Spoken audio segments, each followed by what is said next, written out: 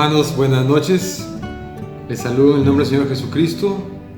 En primer lugar, dar gracias a Dios por todo este tiempo, casi 7 meses, que nos ha permitido estar interconectados por este medio, y que Dios mediante, por ahora este será el último video, si es que no nos la arreglamos para seguir transmitiendo esto para las personas que tengan un interés genuino en escuchar la palabra fuera de la iglesia. Pero por lo pronto, el otro miércoles ya se reinician los cultos, y esta temporada de estudiar por este medio de alguna manera habrá culminado. Lo veremos en el camino, pero yo doy gracias a Dios porque hasta acá nos acompañó y nos ha permitido continuar con el estudio de la palabra de Dios desde nuestras casas. Por eso estoy agradecido, y agradecido también a Dios porque nos volvamos a reunir otra vez el próximo miércoles ya, y oraremos para que el Señor nos siga bendiciendo con su palabra y empezar a continuar ya de manera presencial los estudios. Vamos a dar gracias a Dios por todo este tiempo, y voy a hacer una breve introducción a un nuevo tema que él mismo se desarrollará en el transcurso de las semanas, pero ya de manera presencial. Señor, te doy gracias por tu amor y por tu misericordia, porque tú nos has bendecido hasta ahora, y gracias porque en todo este tiempo me acompañaste a los hermanos de la iglesia, nos has dado el soporte, nos has dado el aliento necesario, nos has dado la salud, nos has provisto, y seguimos aquí, Señor, delante de tu presencia, en este mundo, Señor, sirviéndote y amándote. Por eso te agradecemos y rogamos que tú continúes con nosotros. Ayúdanos a seguir extendiendo tu evangelio, y por lo tanto, Señor, no te olvides de tu iglesia, que es tan necesaria para estos tiempos. En el nombre de Cristo. Amén. Voy a empezar un tema sobre el divorcio y el segundo matrimonio, que es un tema que la mayoría de cristianos genuinos siempre quieren tener una respuesta certera de lo que la palabra dice en tiempos tan complicados para la humanidad.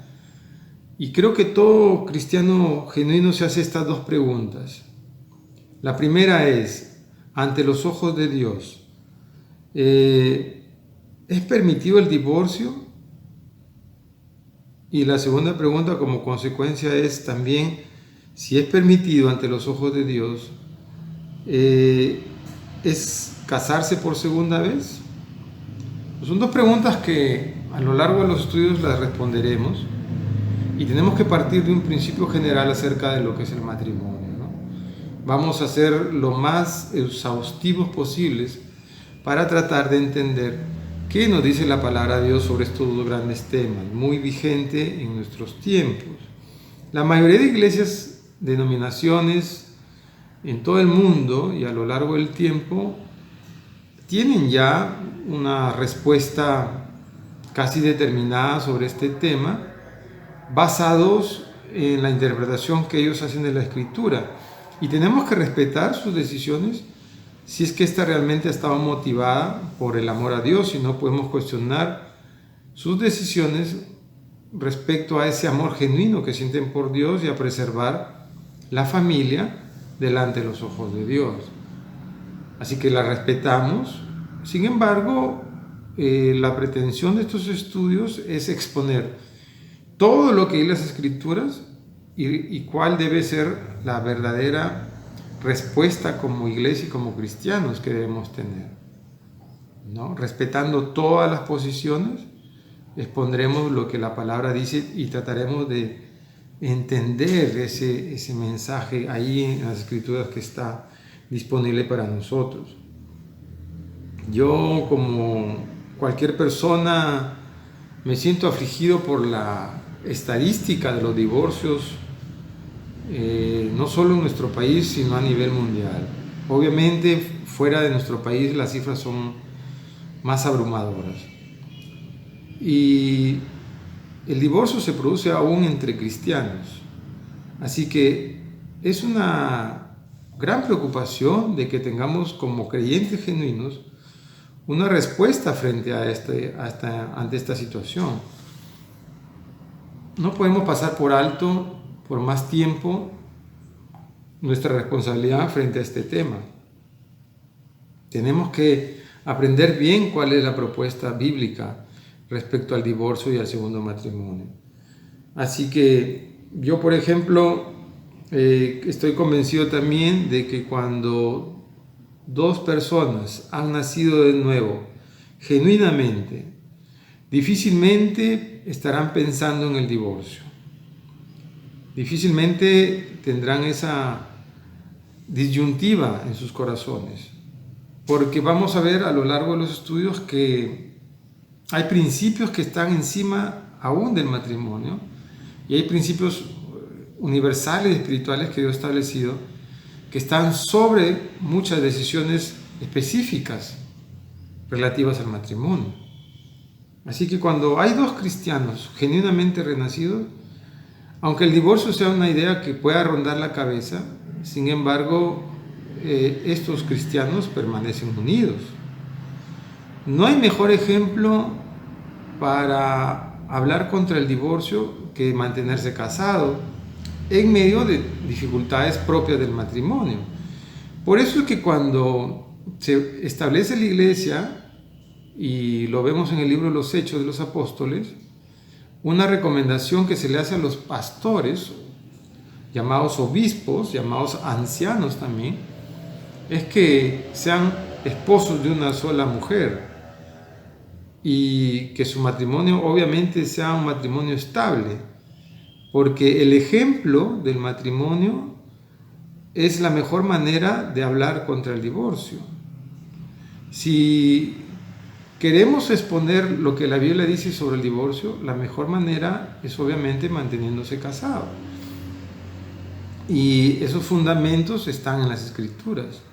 Son fundamentos que están encima de a veces de algunas decisiones muy particulares y específicas relativas al divorcio y como consecuencia al segundo matrimonio. Así que, en otras palabras, tenemos que ser conscientes de esas verdades fundamentales, pero también ser conscientes de las circunstancias que atraviesan las personas. Yo obviamente en mis años de matrimonio no me imagino cómo puede ser estar divorciado. No me imagino cómo es esa circunstancia, porque obviamente no la he pensado, y si en algún momento la pensé, hubieron otras cosas que superan nuestras decisiones personales. Y creo que es lícito y legítimo que cualquier persona que en algún momento pensó en el divorcio tenga esta disyuntiva de imaginarse cómo es estar divorciado. Y eso solo lo podemos aprender de las personas que han experimentado estas circunstancias. Debe ser algo muy complicado para las personas y tenemos que tener cuidado en estigmatizarlas o en pensar que esas personas fueron incapaces de obedecer a Dios, porque tenemos que ir al fondo del asunto. Probablemente nosotros, en las mismas circunstancias, hubiéramos tomado el mismo camino, y eso no lo sabemos hasta que aprendamos bien qué es lo que dice la palabra de Dios. Así que lo que tenemos que hacer es tener misericordia con estas personas, porque es probable que no hayan entendido y comprendido lo que realmente Dios quiere para sus vidas, o las circunstancias fueron tan agobiantes que los condujeron a tomar esta decisión. Entonces tenemos que tener ambos puntos de vista, los fundamentos doctrinales que tiene Dios sobre el matrimonio y también las circunstancias por las cuales las personas tuvieron que tomar esa decisión. Así que hay que mirar con ojos de misericordia las decisiones que tomaron esas personas y traerlas a la luz de la palabra y orar para que la gracia de Dios les ayude a reconsiderar las decisiones que hayan tomado, siempre desde la perspectiva del mandato de Dios.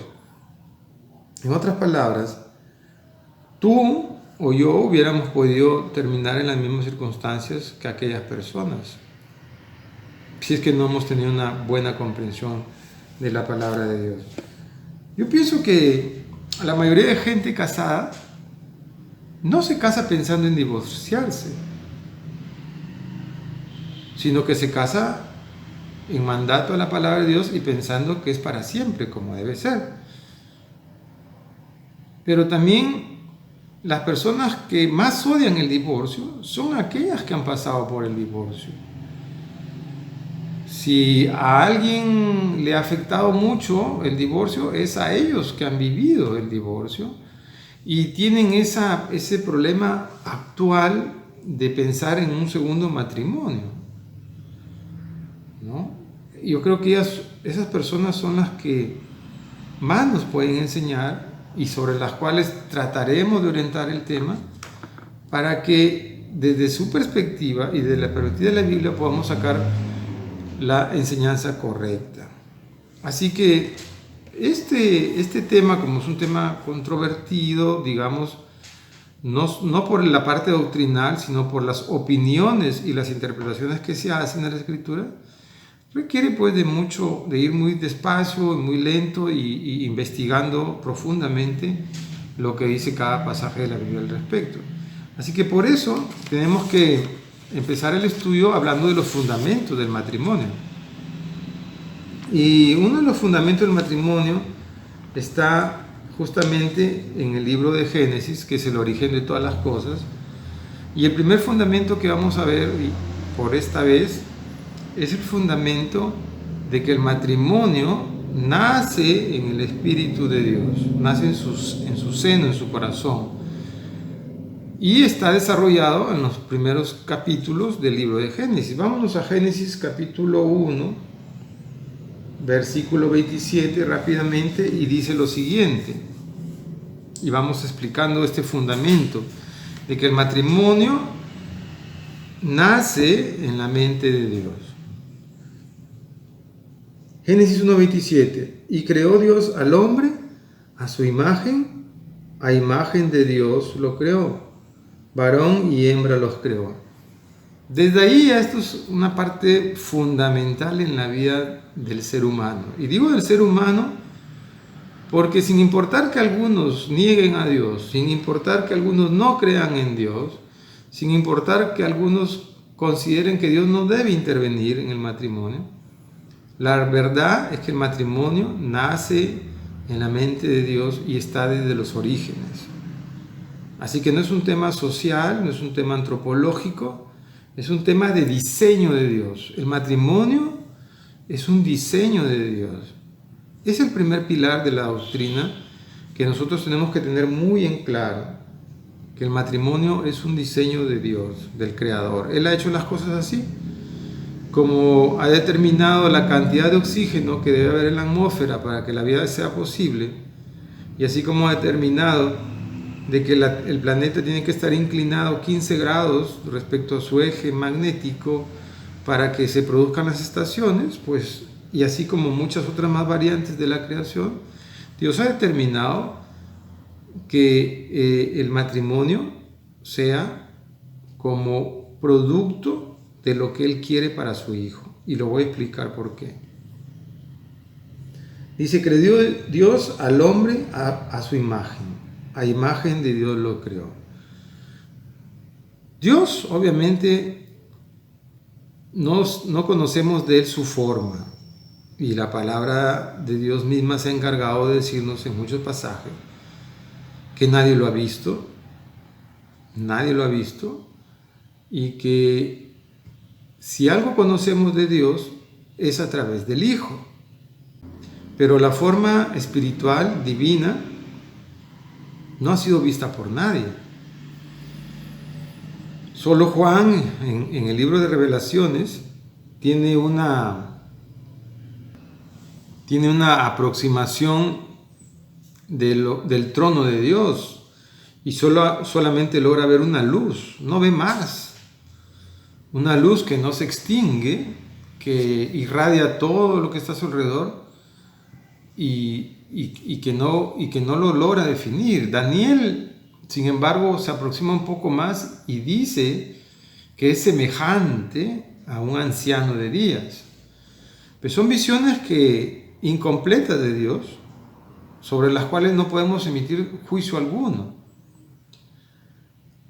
Lo que sí podemos tener claro es que Jesucristo es imagen de Dios.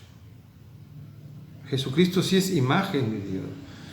Y por eso es que hay 3 personas en la Trinidad.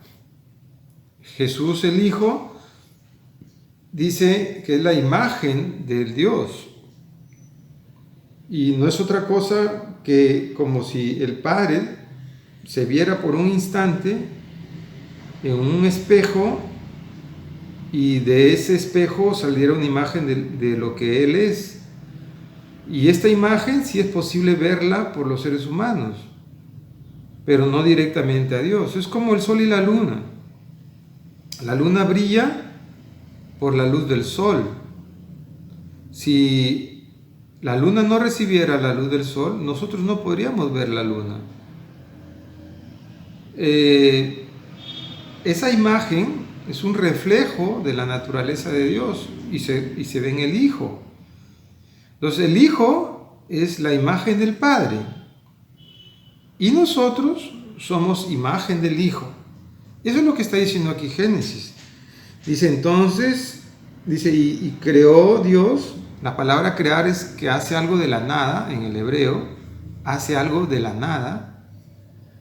Y creó Dios al hombre a su imagen. Esta imagen pues se refiere al Hijo. El Hijo es la imagen del Padre y el hombre es imagen del Hijo. Y a imagen de Dios lo creó. Varón y hembra los creó. Entonces, si nosotros somos imagen del Hijo, los seres humanos somos imagen del Hijo, obviamente, y si Dios quiere todo lo mejor para el Hijo y dice que constituyó por el Hijo todo y en Él radica todo, por Él subsisten las cosas, por Él fueron creadas las cosas, y si Dios quiere entonces todo para el Hijo, obviamente el diseño que haga Dios del hombre va a ser igual al diseño que Dios ha querido para su Hijo. Entonces, en efecto, y como conclusión podemos decir que lo que Dios ha querido para el Hijo, Cristo lo ha querido también para el ser humano. En realidad este pasaje, como vamos a ver más adelante, refleja la voluntad de Dios sobre su Hijo. Y nosotros, en consecuencia, esa voluntad infinita por el Hijo nos la traslada a nosotros, los seres humanos. Cuando va a decir, y no es bueno que el hombre esté solo, está diciendo lo mismo del Hijo. Por eso el Padre diseña también la otra gran idea, el otro gran pilar, que es la iglesia. La iglesia es comparada con la esposa. Y cuando Cristo venga, llevará a su esposa, que es la iglesia, comparando el matrimonio de un hombre con una mujer con el matrimonio entre Cristo y la iglesia. Y se cumple aquí el mismo mandato. No es bueno que Cristo esté solo. Yo le voy a hacer gente que acompañe a Cristo. Todo lo hago por el Hijo. Entonces, cuando Dios diseña también al hombre y va a diseñar el matrimonio, lo hace usando la misma estructura de pensamiento. No es bueno que Adán esté solo. Así como no quiero que mi hijo esté solo en el universo, tampoco quiero que el hombre, el ser creado, el humano, esté solo en la tierra. Es el principio básico. Entonces el matrimonio tiene un origen en el amor al Hijo Jesucristo. Entonces por eso es sagrado y por eso el matrimonio es tan sagrado, porque nace del amor al Hijo. El vínculo del matrimonio se sustenta entonces en el vínculo del amor del Padre al Hijo. Y todo lo que Dios ha hecho para el Hijo lo considera también en la misma magnitud para el ser humano. Así que el matrimonio tiene ese fundamento. Y eso es lo que quiere decir primero entonces, y creó Dios al hombre a imagen de Dios lo creó, varón y hembra los creó. Adán y Adama. Esos son los nombres originales del varón y hembra, ¿no? Hasta aquí no se llamaba Eva. Eva es después de la caída, pero antes era Adán y Adama, ¿no? Varón y hembra, porque es lo mismo, es una sola creación. En el capítulo 2 desarrolla más la idea que ya la expuso en el primer capítulo. No es una segunda versión de la creación, sino es un desarrollo, una explicación de lo primero que está desarrollado en el capítulo 1. Recuerden que la estructuración de capítulos y versículos no es el origen de las escrituras. Los versículos y los capítulos han sido introducidos como un ejercicio metodológico para poder leer y encontrar las ideas, los pensamientos, los temas. Solamente es para poderlos encontrar. Eso no es parte de la revelación, la subdivisión en capítulos y versículos. Así que en la subdivisión que se ha hecho del capítulo 1, por ejemplo, se quiebra en el último versículo del capítulo 1, se termina un pensamiento que no termina ahí, sino que continúa hasta el versículo 4 del capítulo 2, donde dice, y estos son los Toledot de los inicios, estos son las genealogías de los inicios, la historia de los inicios. Y ahí debió terminarse la subdivisión del capítulo 1 y empezar en el versículo 4 del capítulo 2. Porque el pensamiento sigue siendo el mismo, sino que en esta parte explica lo que ya había explicado al inicio. Es otro Toledo, otra idea, otro concepto. Y aquí en el capítulo 2, empezando del versículo 4, es que empieza a hablar de manera más específica de la creación del ser humano. Y aquí en el capítulo 2 es donde dice lo siguiente, en el 2.7, que es el desarrollo de lo que ya dijo en el 1.27. Dice, entonces Elohim, Yahvé Elohim, formó al hombre. Ya no dice lo creó, ahora lo forma. Forma al hombre, lo que quiere decir que ya estaba hecho y va a empezar a hacer algunas no mejorías, sino unos detalles de esa creación. Dice, Dios formó al hombre del polvo de la tierra y sopló en la nariz aliento de vida, y fue el hombre un ser viviente. En otras versiones dice un alma viviente. Es decir, que primero crea el espíritu del hombre, primero crea el alma del hombre, luego le sopla el espíritu y le crea el cuerpo.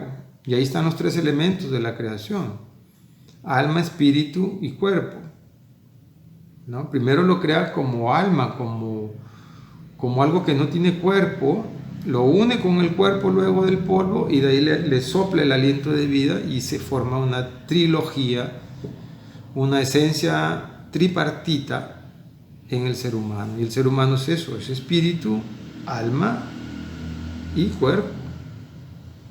Entonces le da vida, como le digo, detalle de lo que ya había dicho al inicio. Y dice, y recién se va hasta el 18, y dijo Yahvé Dios, no es bueno que el hombre esté solo. Pero ya había creado, en el capítulo 1 ya había explicado que el origen el sentimiento originario de Dios es varón y hembra. Pero aquí explica el detalle. Dijo Yahvé Elohim, no es bueno que el hombre esté solo, le haré ayuda idónea para él. Y entonces primero crea los animales, las bestias, las plantas, todo eso. Y el hombre sigue siendo vacío, nada de eso le ayuda. No le contenta ni el caballo, ni el león, ni las aves, ni los peces, nada. Sigue sintiéndose el hombre incompleto. No hay nada que llene esa sensación de vacío con la cual Dios lo creó, porque ya había hecho dos almas que se iban a complementar. Y nada de lo que había hecho por ahora le satisfacía. Entonces por eso dice, no es bueno, primero dice, no es bueno que el hombre esté solo, entonces primero le da el resto de la creación. Y el hombre empieza pues a tener relación primero con los animales.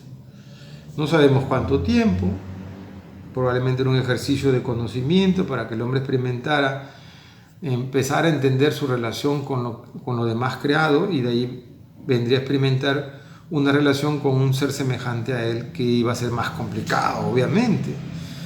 Desde el inicio iba a ser un poco más complicado tener una relación con un ser parecido a él, porque fácil es tener relaciones con animales, ¿verdad? pero ya tener relación con otros seres humanos ya es algo más complejo.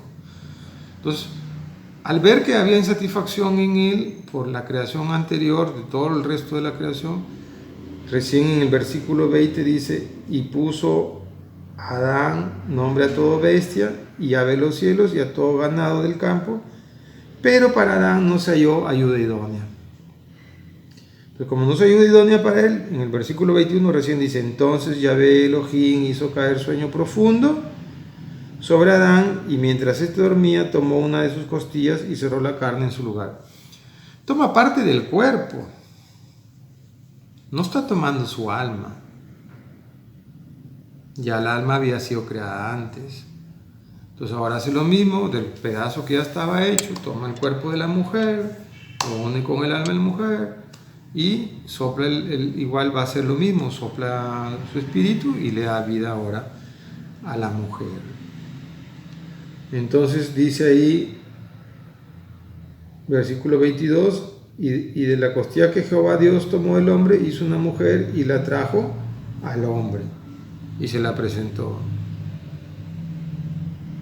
Dijo entonces Adán, esto es ahora hueso de mis huesos y carne de mi carne, esto será llamada varona, porque del varón fue tomada. Es lo que le decía, sus nombres originales varón y varona, Adán y Adama. Aún no había pecado, estaban sin pecado, sin desobediencia. Es el plan original de Dios, es el plan original de Dios, es el matrimonio planteado por Dios. El fundamento del matrimonio de Dios es que el hombre no esté solo. Es lo mismo que con Cristo. Todas las huestes de los cielos han sido creadas por Cristo para que le asistan a Cristo. Es como un ejemplo más terrenal. Cuando se elige un presidente, el presidente convoca a gente que le asista, que le ayuda. Ministros, asesores, subministros, viceministros. Pero ¿quién sigue siendo el importante? El presidente. Los demás son su ayuda, cambiables, reutilizables. No los puede cambiar en cualquier momento. Y él sigue siendo lo más importante, el presidente. Los demás son accesorios. Pero cuando uno vota presidente, vota por el presidente. Y los demás son ayuda del presidente. El que sigue teniendo la importancia es el presidente. Algo similar pasa con el ser humano y con Cristo. Primero es creado el hombre, y al hombre es que se le otorga la ayuda, pero para el Creador la importancia sigue estando en que el hombre sea ayudado. Y esto lo vemos en la vida ordinaria, con el niño, con un niño. La madre y el padre se convierten en ayudadores del niño, que el niño necesita formarse y crecer. Y lo importante es que el niño crezca y sea cuidado hasta que se vuelva un hombre. ¿Verdad? Eso es lo más importante para el niño, que sea cuidado por sus padres. Entonces, cuando un padre no lo hace, entonces obviamente está yendo en contra de la voluntad de Dios. Entonces, la mujer es creada para ayudar al hombre. Obviamente podríamos decir aquí, entonces la mujer es importante en la medida que ayuda al hombre. Sí, y no porque yo lo diga, sino porque así está escrito en la palabra. Y a veces no quisiéramos aceptar esta verdad, porque no la estamos entendiendo en su verdadera naturaleza. La entendemos desde la perspectiva del mundo. Cuando el mundo empieza a rechazar esta verdad, entonces dice la gente, Dios se equivocó. La mujer vale igual que el hombre. Entonces, si vale igual que el hombre no tiene por qué estar sobre la mujer, somos iguales. Entonces empiezan a hacer el concepto del feminismo. El feminismo rompe con esta verdad de que la mujer es ayuda idónea para el hombre. Y dice, no, somos iguales. Yo puedo hacer mi vida sin ningún hombre. Yo no necesito ningún hombre para realizarme. Y a veces suena bonito predicar así. Y hasta ciertas limitaciones, una predicación puede tornarse peligrosa cuando se destaca mucho el papel de la mujer. No porque tengamos nada contra la mujer, sino porque estamos yendo en contra de un principio fundamental. ¿Que yo lo quisiera enseñar diferente? Sí, de alguna forma, explicarlo mejor tal vez, pero es el principio, está ahí. Yo no lo puedo cambiar para decir, fueron creados iguales. Podríamos decir, fueron creados iguales en el alma, sí, en el alma, pero no en las funciones. Porque la ayuda es para el hombre. Entonces, el feminismo, ¿qué dice? No, son iguales, tienen las mismas funciones.